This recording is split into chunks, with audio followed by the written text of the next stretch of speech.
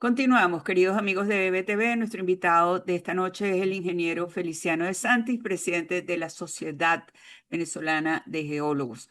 Vamos a hablar de las réplicas. Feliciano, ¿hasta cuándo vamos a tener réplicas? Fíjate, hay dos leyes aquí que se cruzan, dos leyes empíricas, una del siglo XIX, una del siglo XX. La del siglo XIX es la ley de Omori, que habla cómo es el decaimiento de las réplicas bajo una ecuación muy sencilla, que después Utsu la mejoró con un factor de decaimiento. Yo estoy notando que el factor de decaimiento de esta crisis sísmica que tenemos es bastante bueno, es un factor alto. Siento que estamos de alguna manera amortiguando muy bien el tema de las réplicas. Sin embargo, hay otra ley que es la ley del señor Bath, un sismólogo sueco, que habla de que la mayor réplica que va a suceder es 1.2 en magnitud menor al sismo principal. O sea, ¿qué está diciéndote el señor Pero eso es un horror. Bath? Que hay posibilidad de que tengas un sismo 6 o 6.1 de ese orden. Pero por otro lado, el señor Omori dice que hay un decaimiento importante, que ya han pasado 15 días, por lo tanto la probabilidad de un sismo importante, grande, que no va a llegar por supuesto a la magnitud original, ni espero que vaya a haber doblete, estas cosas no se predicen, pero uno tiene que tener cierta esperanza de que tampoco estamos condenados al apocalipsis. Dice que bueno, que ya la probabilidad de una réplica importante ha bajado sustancialmente. Y en la medida que nos alejamos, como esto es un decaimiento hiperbólico, exponencial, lo más seguro es que, mira, yo creo que las cosas van a transcurrir bien, nos vamos a mantener en réplicas de 5, 4, 3, 2, 1, hasta que, bueno, finalice esta crisis que generalmente, por la experiencia, no porque estoy haciendo pronósticos, por la estadística, por la historia, por una cantidad de cosas, esto te puede durar 3, 4 meses más o menos hasta que se equilibra la falla. Se ha hablado en el mundo incluso de réplicas que han estado hasta los 2 años. Bueno, esperemos que Sí, las pero nuestras no sean cosas tantas, ¿no? pequeñas, pues. Sí. Ujú. Ok. Tus consejos para lo que es el triángulo de la vida. Dicen que muchas personas que lograron salvarse fue porque cayeron en el triángulo de la vida. ¿Qué es el triángulo de la vida?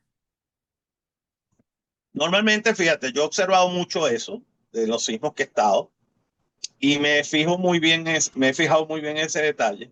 Y más allá de las recomendaciones originales que hablan que si debajo de una viga, que si debajo del marco de la puerta, yo prefiero recomendar, porque lo he visto, lo he analizado, recomendar por colocarse al lado de un mueble pesado o de una mesa pesada resistente, porque te puede servir de puntal y dejarte el espacio suficiente para sobrevivir.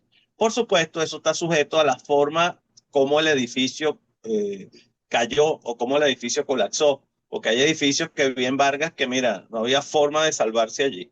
O sea, Sí. era impresionante el desastre, el efecto panqueca, pero ultra desarrollado, donde Sí, panqueca prácticamente total, o todos sea, los una entrepisos losa estaban sobre uno en otra. contacto del otro. Sí, sí, sí, Uno sí. en contacto del otro. Entonces ahí, evidentemente, no hay forma de sobrevivir. Lo que sí estoy seguro de recomendar es no huir por las escaleras durante el proceso, durante la vibración.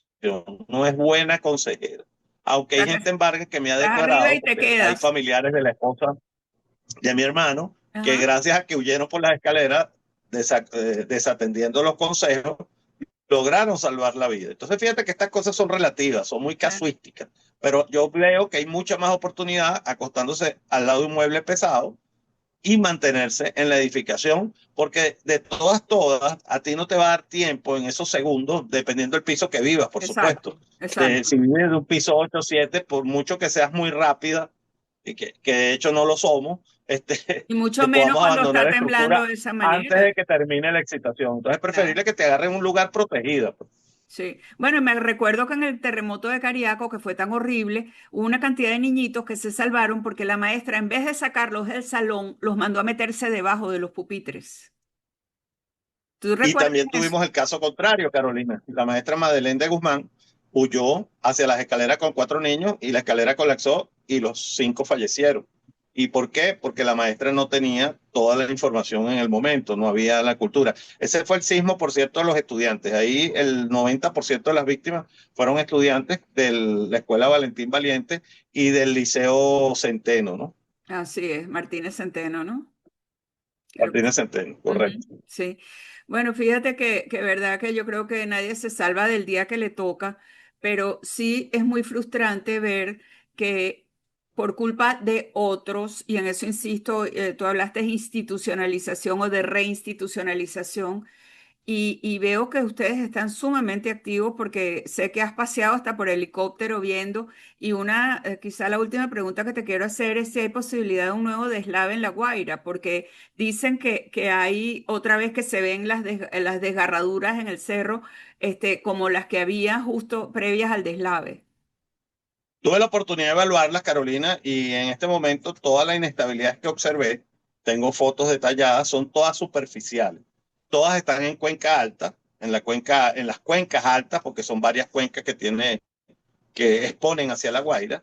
Y aquí lo importante no es la inestabilidad per se, porque eso está en cuenca alta, que se derrumbe un poco la cuenca alta no importa, eso es incluso un proceso natural y es un proceso natural deseable. Aquí el detalle es que si se produce un deslizamiento importante, de un volumen importante, te puede obturar una quebrada. Y si te la obtura y vienen lluvias y se acumulan lluvias, ese tapón natural se puede romper Pero es que y puede generar pasar porque un estamos alud en época de torrencial. lluvia. Aquí está lloviendo Correcto, torrencialmente. pero hasta ahora no tenemos los ingredientes todavía. Es decir, no hay una inestabilidad en este momento grande que permita pensar que se está produciendo un alud torrencial. De hecho, yo personalmente me presté para eso, para revisar las cuencas, revisamos bastantes quebradas. De todas maneras, le he pedido a la gente a través de los medios de comunicación que si notan una inestabilidad mayor, que si se ven una evolución en una de estas golpes de cuchara, lo llamamos nosotros, informen, porque hay que estar pendiente no tanto de la inestabilidad, sino, te repito, del volumen que se desprendió para ver si fue capaz de obturar una quebrada. Ahí está la clave. No es la inestabilidad per se, sino la obturación que puede generar. Entiendo. Feliciano, se nos acabó el tiempo y te doy muchísimas gracias por habernos acompañado en la noche de hoy y gracias por todo el trabajo que estás haciendo a favor de todas las comunidades afectadas. Muy amable, Carolina, y de verdad un gusto estar aquí en tu Seguiremos programa. conversando. Muchas gracias. Despedimos al ingeniero Mucho Feliciano gusto. de Santis y los espero el próximo domingo, cuando continuaremos armando rompecabezas en que se nos ha transformado nuestra amada Venezuela. Soy Carolina Jaime Brangé desde Caracas. Buenas noches.